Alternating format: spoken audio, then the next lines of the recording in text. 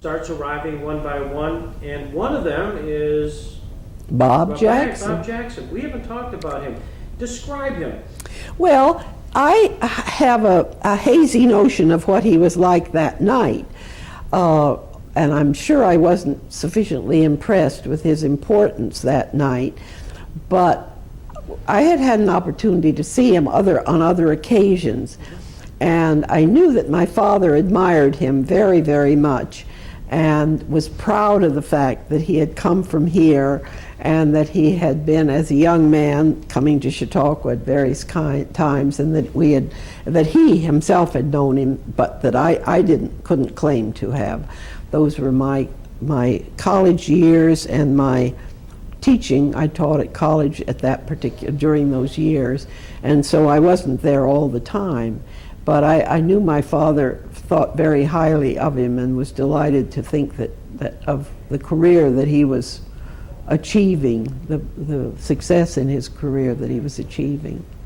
So all the guests have arrived because they were supposed to arrive. There would be nobody after the president who would be really permitted.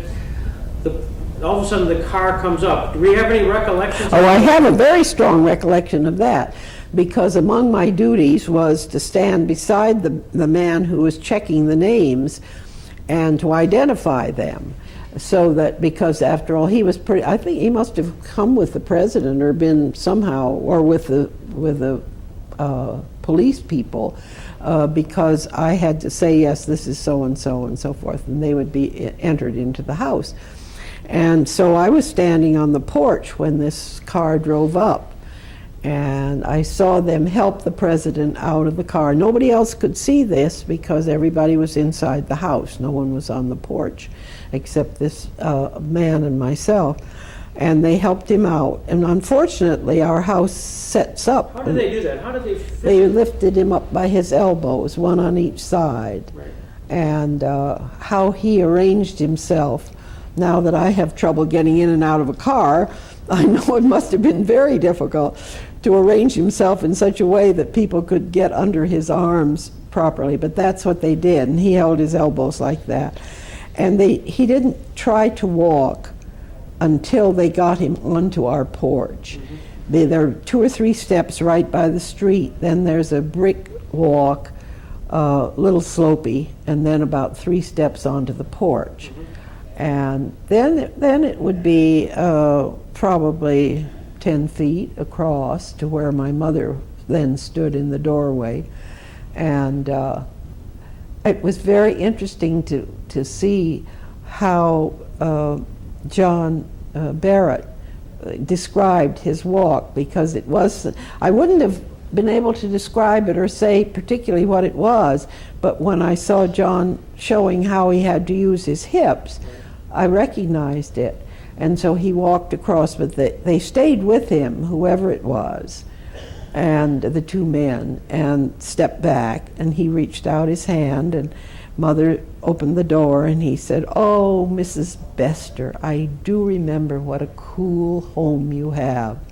And of course everybody was boiling hot, and he must have been boiling, so it was a very wonderful, typical thing for him to say, but he cocks his head back and gives that smile that melted everyone. Right.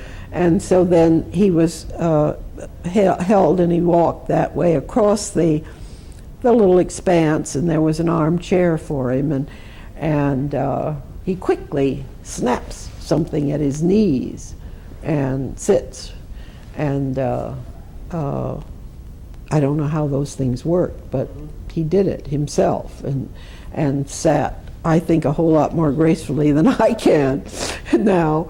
And then he just sat there, and each one of the people that was there was brought up to speak to him, and refreshments were served, and the men were there at the end. He didn't speak again. After all, he'd given his speech. Right. But he always had a word for everyone, and a lot of people, he'd do their names, so he must have had a phenomenal memory for names, although somebody probably was saying them too.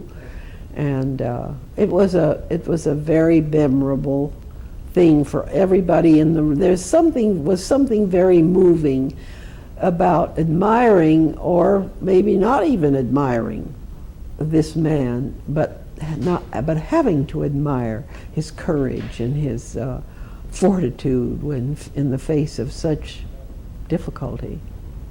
Did you get his autograph? No, I don't think so. I was not an autograph seeker, but we were awfully lucky in having a lot of autographs around because people wrote to my father. So we never asked anybody for them. Did anybody, I'm just curious, I mean. And some of these people knew each other quite well. I'm sure that Bob Jackson talked to the official people, and probably just the few guests that were Chautauquans would probably not have spent any time doing anything except just meeting the president and feeling good to think they had.